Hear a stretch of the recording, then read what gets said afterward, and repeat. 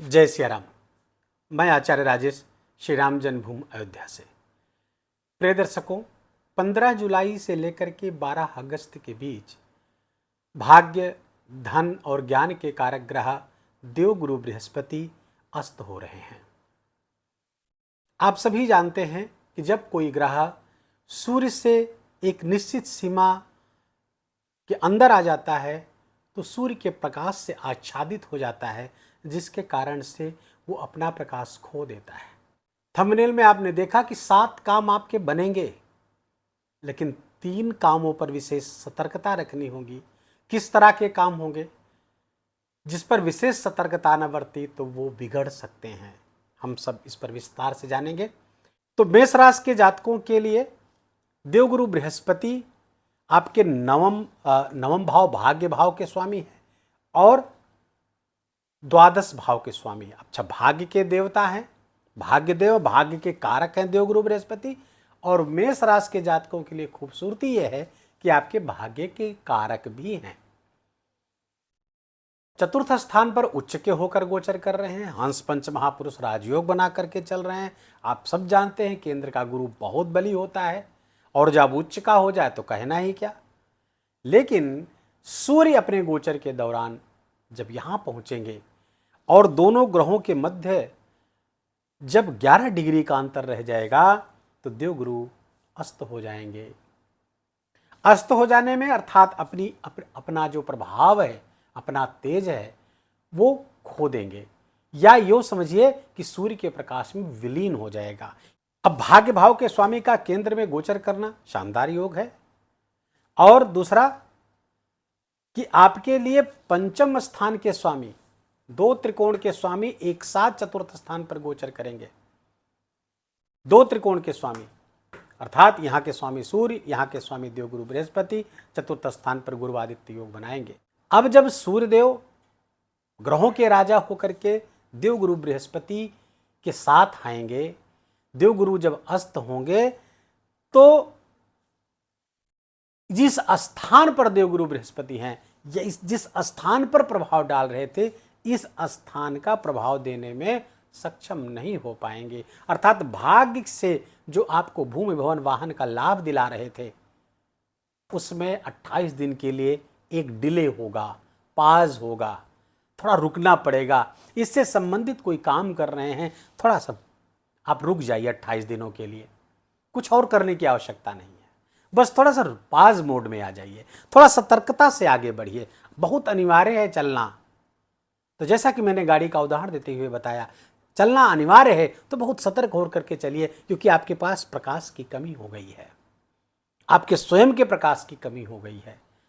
तो सतर्क होकर के चलिए। भूमि भवन वाहन आदि से संबंधित जो चीजें हैं, अगर वो कार्य करने ही हैं आपको, तो बहुत सावधानी और सतर्कता पूर्वक करिएगा।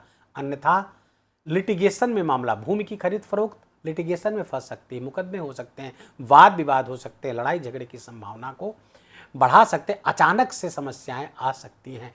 वाहन में भी, भूमि में भी, माता जी के स्वास्थ्य में भी अचानक से समस्याएं पैदा हो सकती हैं। जो गुरु यहाँ पर संभाल रहे थे वो चूंकि अस्त हो गए हैं। देवगुरु, अच्छा, सूर्यदेव का चतुर्थ स्थान पे गोचर अच्छा नहीं माना जाता। पंचम के स्वामी है तो पंचम से द्वादश गोचर कर रहे हैं, तो लॉस है, पंचम का लॉस है यहाँ पर। अर्थात आपकी स्वयं की शिक्षा, आपकी स्वयं की नॉलेज, स्किल डेवलपमेंट के कार्यक्रम, संतान से संबंधित चीजें थोड़ी सी बिगड़ सकती हैं। अर्थात संतान पक्ष से समाचार उतने अच्छे नहीं आ सकते, या हो सकता है संतान दूर चली जाए, चाहे एजुकेशन के लिए ही जाए, बाहर जा सकती है, और जिसकी पीड़ा मन में होगी। तो सूर्यदेव यहां आकर के, और मेष राशि के ऐसे जातक जो किसी प्रकार के हृदय रोग से पीड़ित हैं, उनको भी इस समय थोड़ा सा सावधान रहना है, क्योंकि प्रोटेक्शन जो है आपका वो वीक हो गया है। नवम भाव के जो स्वामी होते हैं वो प्रोटेक्टर होते हैं, वो हमारी सुरक्षा करते हैं। धर्मो रक्षित रक्षिता आपने सुना होगा, तो धर्म का भाव है, यहां से रक्षा होती है। यहाँ के स्वामी अस्त हो गए हैं, तो प्रोटेक्टर चूंकि आपको जो सुरक्षा कवच है आपका वो मंद पड़ गया है, इसलिए अतिरिक्त सावधानी बरतनी है। ये तो हुआ नेगेटिव पार्ट, जहां पे आपको सावधानी बरतनी है, जहां से काम बिगड़ सकते हैं आपके। इसलिए इसका थोड़ा सा ध्यान रखेंगे। द्वादश स्थान के भी स्वामी अस्त हो रहे हैं, तो द्वादश स्थान चूंकि भाव ये विदेश का है, फॉरेन का है, तो जो लोग मेष राशि के जातक फॉरेन में रह रहे हैं उनको अतिरिक्त सावधानी बरतने की आवश्यकता है। भूमि आदि ले रहे हैं, सावधान रहना होगा। और वहाँ के रहने को लेकर के कुछ अड़चने आने की संभावना यहाँ पर बन रही है, क्योंकि प्रोटेक्शन यहाँ के लिए भी जो प्रोटेक्शन है देवगुरु बृहस्पति का वो आपको प्राप्त नहीं होगा 28 दिनों के लिए।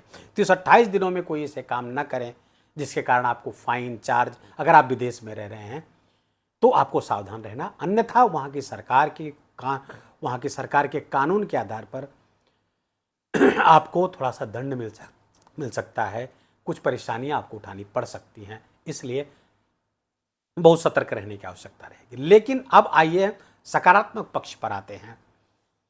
सूर्य जब गुरु के प्रकाश को अपने में विलीन कर लेगा तो गुरु की जहां दृष्टियां जा रही हैं उस सूर्य के प्रकाश से प्रकाशित होंगी, अर्थात सूर्य की प्रकाश गुरु की दृष्टि के साथ संचरण करेगी।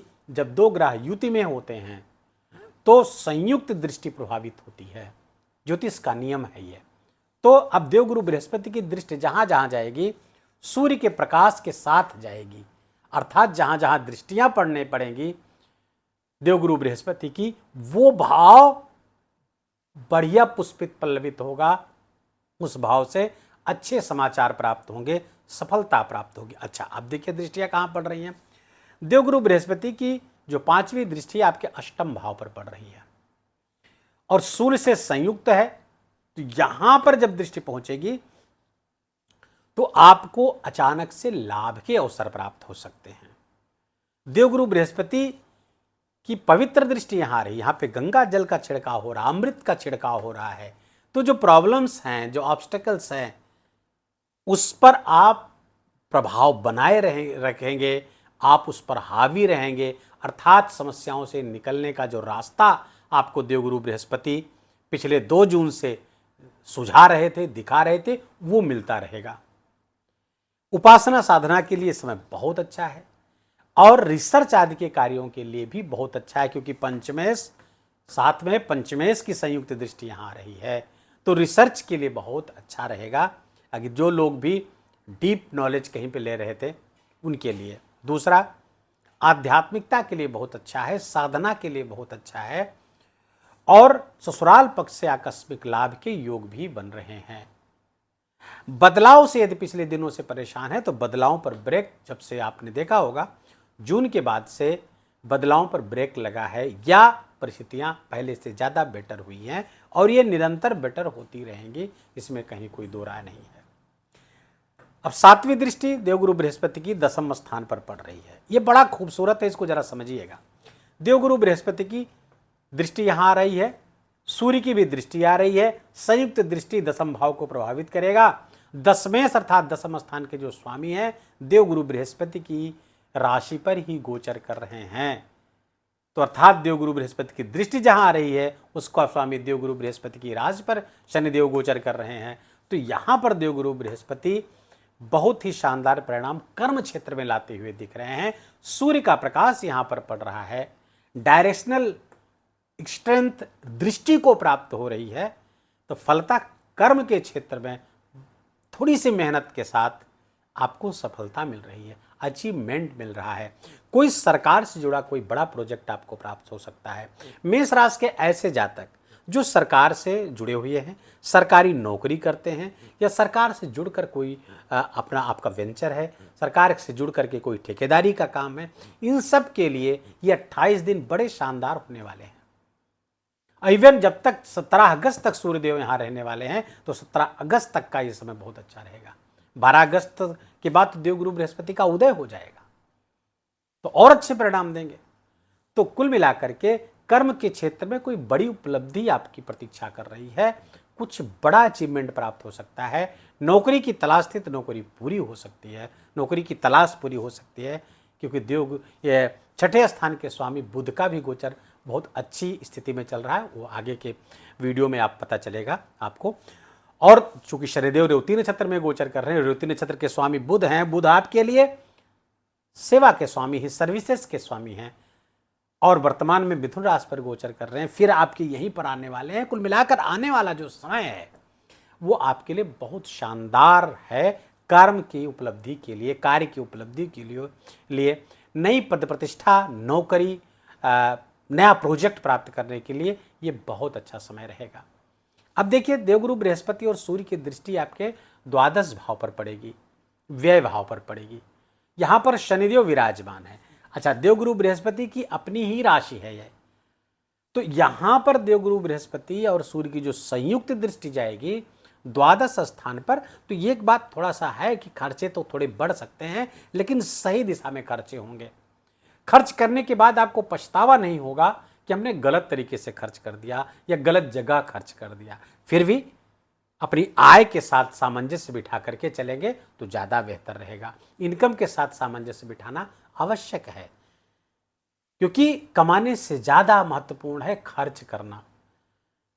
यदि आप सोच करके विवेक पूर्वक अपना व्यय करते हैं तो ये कम आमदनी भी आपके लिए फ्रूटफुल होगी, और यदि आप विवेक पूर्वक खर्च नहीं करते हैं तो चाहे इतना कमा लें, हाथ खाली ही रहेगा हमेशा। तो देवगुरु बृहस्पति यहाँ पर आपको वो बुद्धि, वो विवेक देंगे कि आप सही मार्ग में खर्च करिए, सही दिशा में खर्च करिए, जो बहुत आवश्यक हो, बहुत जरूरी हो वहीं पर खर्च करें। और आने वाले समय लगभग 1-1.5 वर्ष का समय ऐसा है कि सबको सेविंग करके चलनी चाहिए, क्योंकि आने वाले कुछ खतरे परेशान कर सकते हैं। अब सूर्य और गुरु का जो ये प्रभाव आ रहा है, ये विदेश में जो लोग रह रहे हैं उनको कुछ परेशानियों के साथ कुछ नए प्रोजेक्ट भी दिला रहा है, नई उपलब्धियां दिला रहा है, क्योंकि ये नवम दृष्टि है, नवम भाग्य की दृष्टि होती है। तो भाग्य के देव भले अस्त हैं, लेकिन दृष्टि के माध्यम से भाग्य से कुछ काम, जो फॉरेन एजेंसीज में काम करते हैं या फॉरेन जाकर काम करते हैं या विदेशी कंपनियों में काम करते हैं या एक्सपोर्ट इंपोर्ट का कोई काम करते हैं, आप रहते, इस सब क्षेत्र में आपको लाभ होगा। लेकिन कोई डिसीजन लेने, खासकर भूमि से संबंधित, वाहन से संबंधित वाहन का प्रयोग करते समय, ज़मीन की खरीद फरोख्त में अगर विदेश रह रहे हैं तो आपको थोड़ा सावधानी बरतनी होगी, क्योंकि वहाँ के स्वामी अस्त हैं, प्रोटेक्शन वीक है। लेकिन दृष्टि से ये मैनेज हो रहा है, स्थितियाँ बेहतर होती रहेंगी। इसमें कंफ्यूज मत होइएगा कि एक ही 2 तरह की बातें नहीं हो रही हैं। सतर्कता की जहाँ तक बात होगी, सतर्क रहना पड़ेगा, लेकिन दृष्टि चीज़ों को मैनेज कर ले रही है, तो जो बड़े नुकसान हो सकते थे देवगुरु बृहस्पति उसको संभाल लेंगे, क्योंकि सूर्य से संबंधित राजा के दृष्टि के साथ ये दृष्टि जा रही है, तो चीज़ें संभल जाएंगी। सतर्क रहना आपका काम है, सतर्क रहना ही पड़ेगा। उपाय क्या करें? देवगुरु बृहस्पति जब अस्त हों तो सबसे पहला काम ये करना चाहिए कि केसर का तिलक अवश्य लगाइए। केसर के तिलक मस्तक पर लगाएं, जिह्वा और नाभि पर लगाएं, ताकि गुरु तत्व का हमारे अंदर संवर्धन हो, गुरु तत्व बना रहे। इसके लिए और क्या करें? ज्ञान लीजिए, उपनिषदात्मक ज्ञान अर्थात गीता का अध्ययन करें। थोड़ा ही पढ़िए, 10 मिनट ही पढ़िए, ज्ञान से अपने आप को भरिए और पीली वस्तुओं का दान करिए, तो गुरु के अस्त होने का दुष्प्रभाव समाप्त हो जाएगा। पीली वस्तुएं जैसे चने की दाल है, हल्दी है, पीले कपड़े हैं, किसी मंदिर के पुजारी को मंदिर में, या किसी अन्य नीडी को, या कोई न मिले तो नदी में प्रवाहित करें। बृहस्पतिवार ये बहुत अच्छा है। और यदि संभव हो सके तो जो सर्वोत्तम उपाय है, विष्णु सहस्रनाम का पाठ अवश्य करें। इससे गुरुवास्त का कोई प्रभाव आप पर नहीं पड़ेगा। वीडियो को यही विराम देंगे। वीडियो अच्छा लगा हो, आपके काम का लगा हो, मेरा बोलना आपका सुनना दोनों सार्थक हुआ हो, कृपा करके इस वीडियो को लाइक करिएगा, अपनों के साथ शेयर करके उनको भी इसका लाभ दीजिए। कमेंट में जाकर जय सिया राम लिखना बिल्कुल भी मत भूलिएगा। मेरा विशेष निवेदन, विशेष आग्रह आपसे। चैनल पर नए हैं तो इसको सब्सक्राइब कर लीजिए, बेल आइकन की घंटी दबा लीजिए, और प्लीज़ अपना बहुत बहुत ख्याल रखिए। जय जय सिया राम।